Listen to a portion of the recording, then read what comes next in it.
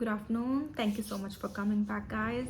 If you haven't met me before, my name is Saima. I'm a nurse from Southeast England. In today's video, I'm going to take you through a night shift routine. What do we do? I already made a video about a day shift routine, long days. What do we do as a nurse, and what are the duties of a healthcare support worker? If you haven't watched those videos, you can go back and watch those ones. In today's video, I'm going to talk about night shift routine. If you are working on a night shift, what time your duty starts and what do you do at night? Can you sleep, or do you take rest in between? What's the pattern like and what's the work like? This is all we are going to talk about in this video. If you are interested, please watch the video till the end without skipping. Thank you so much, guys. If you're a returning viewer, thank you so much for coming back. If you're new to this channel, I provide information about UK nursing, how you can migrate to the UK, and how you can become a nurse here in the UK, each and everything around me. So consider subscribing if these topics interest you by any chance. Thank you so much. Let's dive into the video without any further delay. Okay, so that if you are working on a long day, you start your shift from 7:30 a.m. till 8 o'clock in the evening. If you are coming in the night shift, you start your shift again at 7:30 p.m. and you finish the shift 8 o'clock in the morning, right? So your shift is around about 11.5 hours. Okay, that's what we say, that what you are being paid for, and you are only get paid for 11.5 hours. However, your shift timing, if you count it from 7:30 p.m. to 7:30 p.m. to 8 a.m. in the morning, it makes 12.5 hours, but you are entitled to take 1 hour break, so you are only paid 11.5 hours. Okay, so this is the first thing, the timing. You take you get 1 hour break. All right, in some wards, in some organization they give 1.5 hours break, but in most of them they give only 1 hour break, so it depends on your organization. Okay, and if we talk about the work as a nurse, you start your shift you start your shift 8 o'clock 8 p.m. and you take handover. You observe your patient, you make a round around the ward.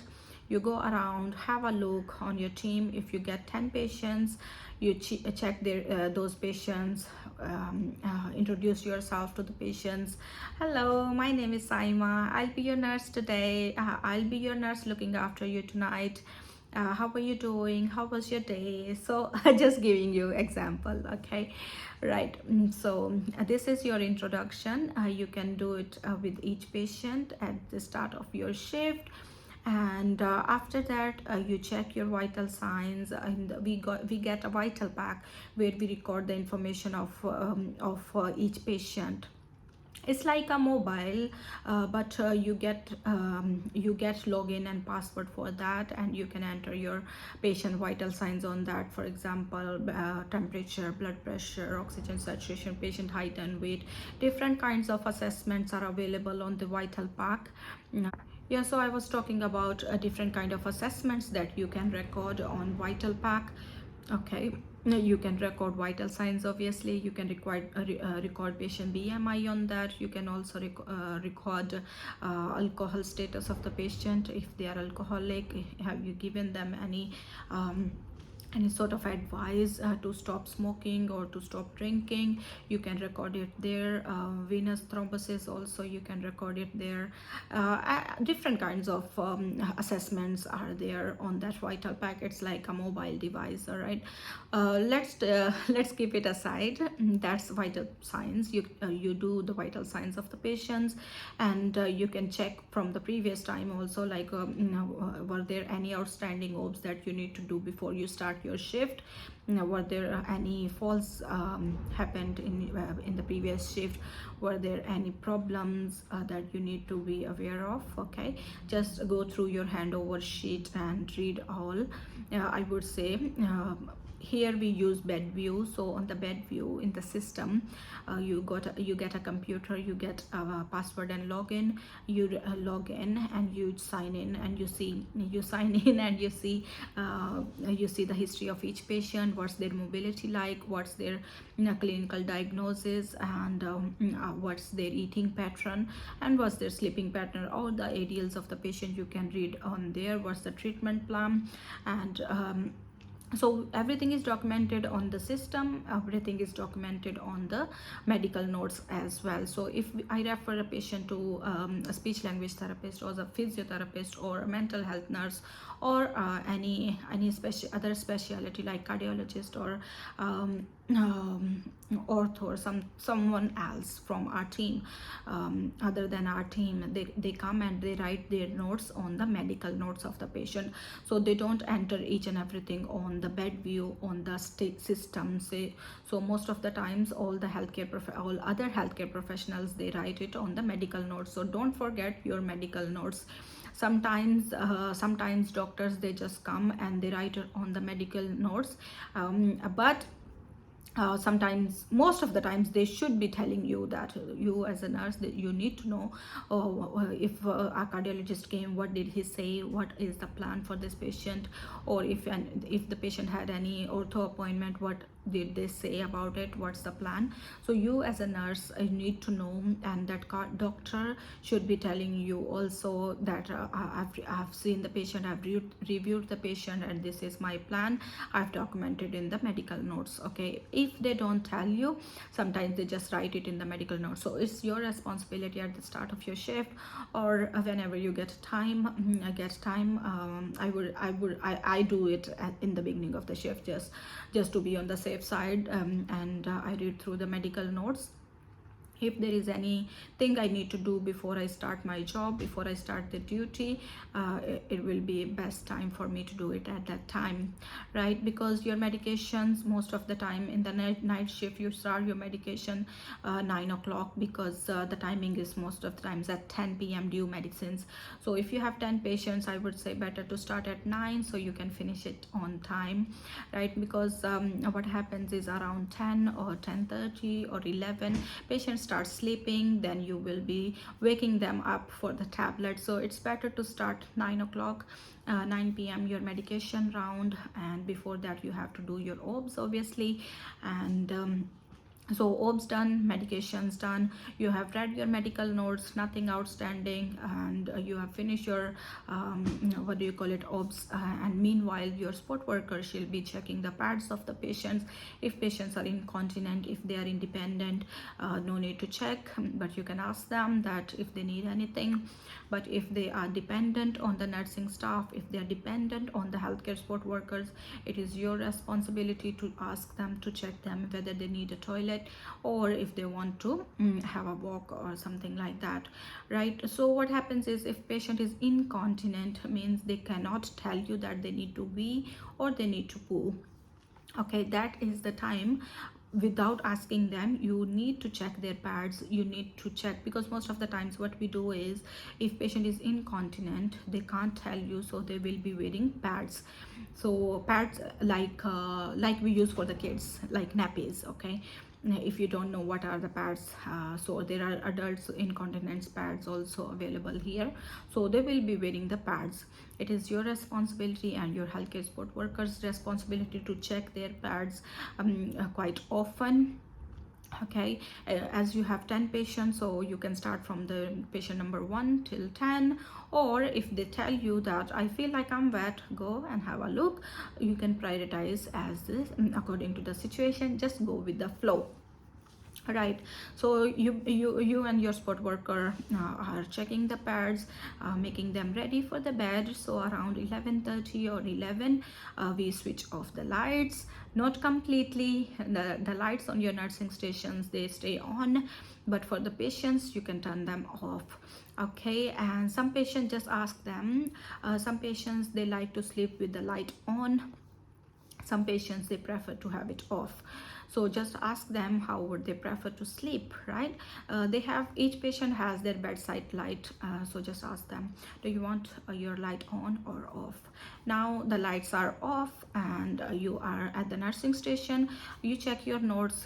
What we do is, the nursing care plan, mostly night staff, they do it because they get extra time to sit and to they have extra time to do the nursing care plan, compared to day shift, because during the day is very very busy, and a lot of discharges happening, and different kind of procedures are going around. The doctors reviews are happening, so you don't get that time to make nursing care plans. So mostly night staff, they do the nursing care plans, okay? But still, if you come on the morning shift and you get few minutes, have a look on the nursing care plan.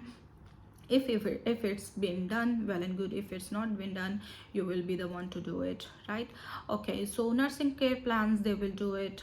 After that, they do it, nursing care plans after the medications, when they sit around, and the most important job for the nursing staff at the night shift is to check the CDs, controlled medications. So each and everything, they check the, so it takes roughly, if you have 30 patients in the ward, it takes roughly it takes roughly 1 hour to check the CDs, because you need, in the ward, you need to have all sort of CDs, controlled medication, morphine sulfate, oral, liquid, oral, tablets, liquids, injections, pethidine, methadone, all others kind of CDs you need to have in your CD cabinet. So they should be checking it daily, and it's a must requirement in each ward. You check the CDs with two nurses, they do it, okay? So they, if there is liquid medications, they measure it also with the rulers, and so all the CD checks should be happening at night shift. And on top of that, if there is anything missing, they can request it from the pharmacy, or if there is anything out of stock, they can request it from the pharmacy. On the other thing is also, when you start your job, your duty, I forgot to mention, you check the fridge temperature and also the crash trolley. Yeah, so you can check it, because you, in the day we do check, during day shift at the start we do check, and night staff also, they can do it early morning or at the night, whatever is their preferable time to do it. So crash trolley should be checked on every shift, okay? And this is done, so around 5 o'clock patient starts waking up. Even if you have confused patients or wandering patients, they get more agitated at the night, so you need to just keep an eye what's going on. Sometimes our patients have behavioral charts recording also, so you need to document these things in their behavioral chart, what they were doing at night, were they sitting in the bed, they didn't sleep well, or they were using the toilet a lot, or they wanted to eat something in the middle of the night, or they were just wandering around. So if you are if you have a behavioral chart to record for any particular patient, make sure you do that.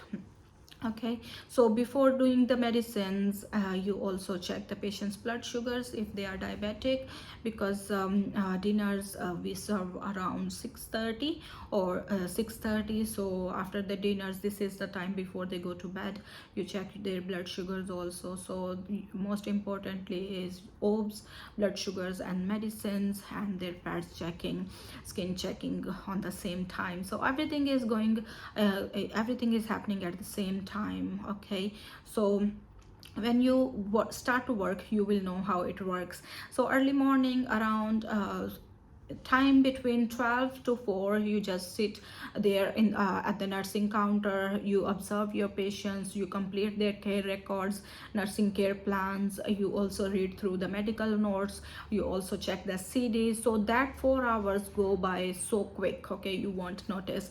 Also, you take your breaks in that time. So 1 hour break, if you want to sleep, you can sleep, but you cannot use patient bedding, you cannot use patients beds, you cannot use the sheets from the patient, so you need to bring your own blanket, and it will be only on the chair, okay? it is strictly it is not allowed so to sleep on the beds anywhere. Okay, and yeah, so you will bring your blanket or your pillow if you want to take a quick nap on the chair, and if you just want to sit and eat or talk or use your phone for 1 hour, you can do that as well. So it's your break time, you can do whatever you want. So 1 hour break, in that 12 to 4 you take your breaks also. So around 5 o'clock patient starts waking up, and most of the time they'll ask for commode, they'll ask for some help, that they want to go to the toilet or if they are wet. So you start doing those things, right? But officially 6 o'clock you should turn on the lights and start checking their pads, as I said, their blood sugars and their obs again, obviously. And it's not fixed that you will be checking obs only 2 times. If their condition is different, if there is any abnormality in their obs, you can check any other time as well, according to the news score of the patient. Let's say I check the patient's blood pressure was very high, I would be checking it again. Obviously I will not wait for the morning to come and then I'll check the herbs again. No. So it depends on the condition of the patient, it depends on the news score of the patient, how often do you need to check their herbs. Okay, so in the morning you check their herbs, you check their pads, you check the blood sugars again, you keep them ready for the breakfast, and also you give them wash. For example, I have 10 patients, I can wash maybe 2 or 3 patients with my nursing support worker, and I'll keep them ready for the morning shift. But most of the people, they'll be sleeping, so no need to just wake them up and tell them you're going to have a wash. It's winter, they will not allow you to do it. So just ask them, would you like to have a wash? And then they say yes or no or whatever. Maybe they'll tell you later, I'll have it later, not now. Okay, so that's what you do. And in the morning you also do, as a nurse, if you most of the wards, the nurses, they do safe care. Okay, let's not talk about it, because most of the time nurse in charges, they do it. So don't worry about it. Okay, so you prepare your handover, and around 7:30 the morning staff comes, and your nurse in charge go, and she gives handover for your patients. For your patients you can do individually later on, but there is usually main handover. In some wards they do different handovers, like safety huddle first and then the individual handover, but in some wards they do all together. So it depends in the area you work and how they do it. If they want you to do it, the handover in front of everybody, so you just need to prepare yourself, and you need to know each and everything, honestly. So if you haven't read your medical notes, you wouldn't be able to answer the questions of the morning staff people.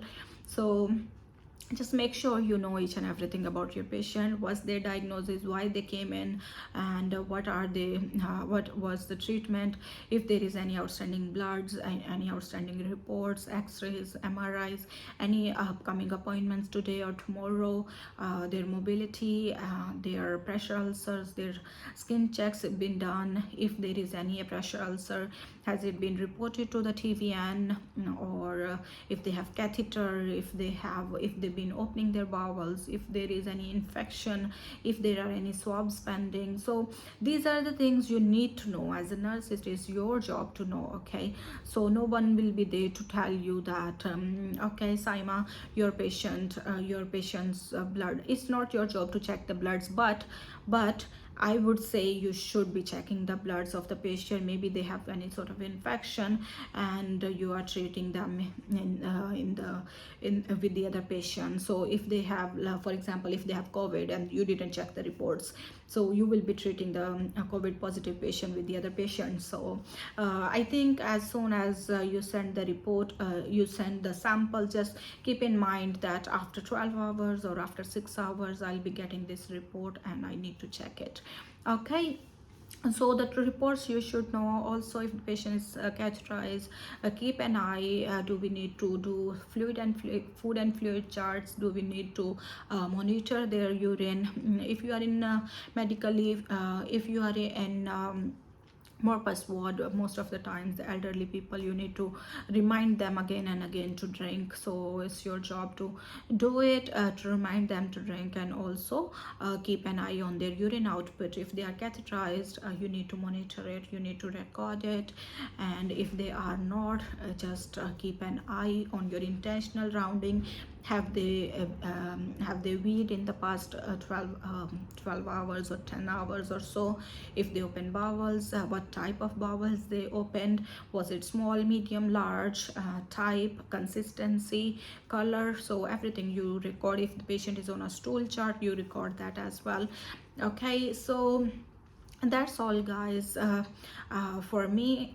And in the morning, what we do is we ask the patient to sit out on the chair if they are able to, so we keep them ready for the morning staff to come and do the breakfast for them. That's it, guys, for today. I hope this video was helpful. If you like it, please give it a big thumbs up, and I'll see you soon in the next video.